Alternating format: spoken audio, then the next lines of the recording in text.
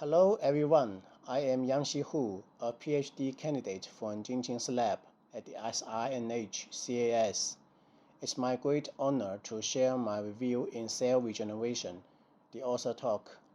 Today, I want to talk about the application of zebrafish models in myelopoiesis research. Zebrafish is the third commonly used model animal in medical and biological research. The transparent body is the most unique advantage of zebrafish larva models. In transgenic zebrafish lines, different types of cells can be visualized specifically, including the endocellular cells and myeloid cells. Another advantage of zebrafish models in myelopoiesis research is the convenient gene editing by the CRISPR-Cas9 system, for example. The extreme small body size of zebrafish larvae makes them the only vertebrates suitable for high-throughput screening studies. The myelopoiesis of zebrafish could be divided into three waves. Before 24 hours post-fertilization, the primitive wave occurs and gives rise to the primitive macrophages and granulocytes. Between 24 and 30 hours post-fertilization, there exists a transient wave that also produces macrophages and granulocytes, yet with different origins. After 30 hours post-fertilization, in the definitive wave, myeloid cells are considered mainly derived from the hematopoietic stem cells. With the help of zebrafish models, more and more regulators of myelopoiesis have been identified, including transcriptional factors, chromatin regulators, various extrinsic factors, and non-coding RNAs. These have been summarized in our newly published review paper in Cell Regeneration. Zebrafish model is very helpful for us to understand myelopoiesis. For instance, in 2015, a specific transgenic reporter of hematopoietic stem progenitor cells was generated.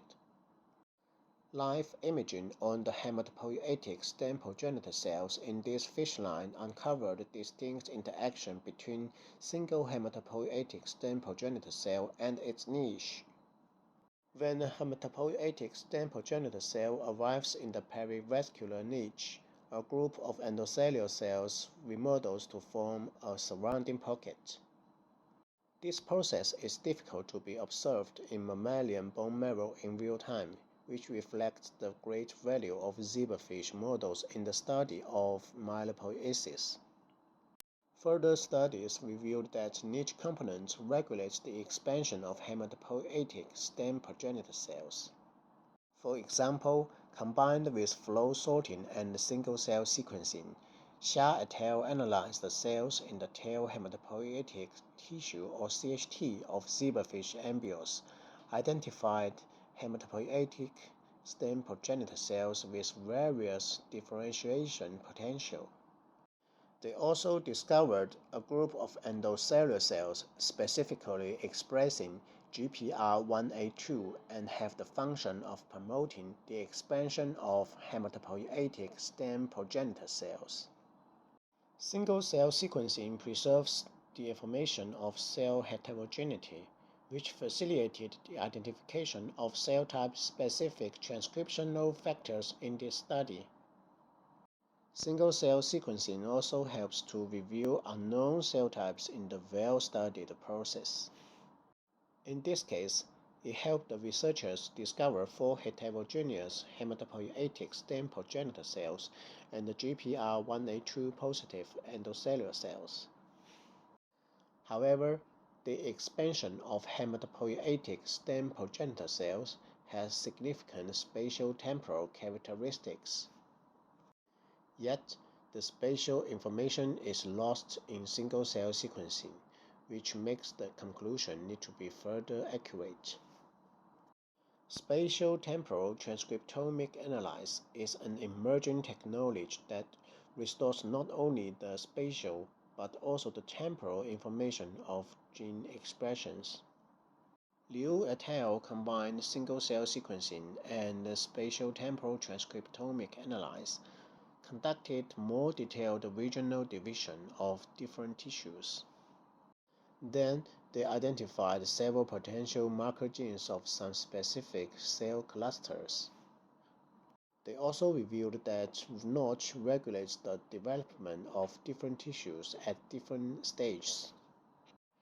It is really promising if this technology is applied to explore the interaction of hematopoietic stem progenitor cells and their microenvironment. Recently, Rocha et al. Predicted and confirmed several transcriptional factors and their downstream signaling pathways affecting myelopoiesis in the niches of hematopoietic stem progenitor cells using CellCom.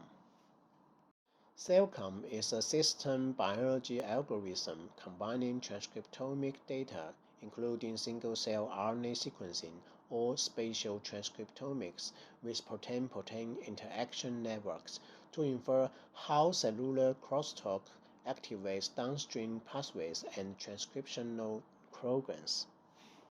Their research indicates that using advanced algorithms, it is possible to find out more regulatory signals and transcriptional networks from previously reported single-cell RNA sequencing or spatial transcriptomics data. Myelopoiesis does not necessarily occur in a place where hematopoietic stem cells are usually colonized. Lin et al. Provided convincing evidence for the existence of metaphocytes, which are highly similar to conventional Langerhans cells, yet have different origins and functions.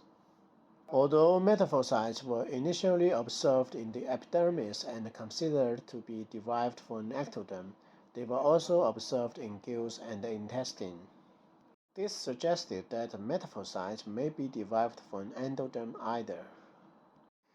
These studies reveal a general existence of non-hematopoiesis-derived immune cells in zebrafish and challenge the prevalent view that resident immune cells originate exclusively from the common hematopoiesis process.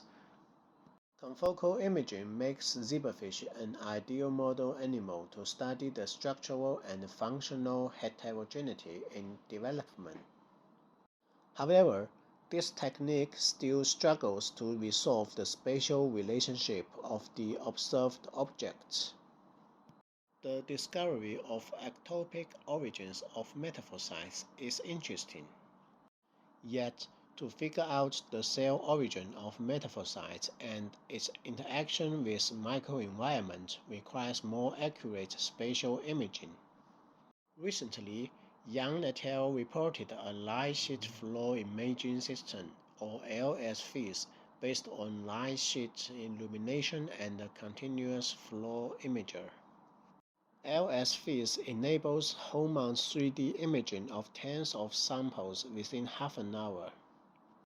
The high-throughput 3D imaging capability of LSFIS was verified by the study of zebrafish angiogenesis from 3 to 9 days post-fertilization. This technique is expected to reveal unknown interactions between hematopoietic cells and the microenvironment by further clarifying the spatial location. In recent years, advances in transcriptomic sequencing, optical microscopy, bioinformatics, and other fields have greatly promoted myelopoiesis research. Meanwhile, this indicates that myelopoietic research might be even more dependent on zebrafish models in the future.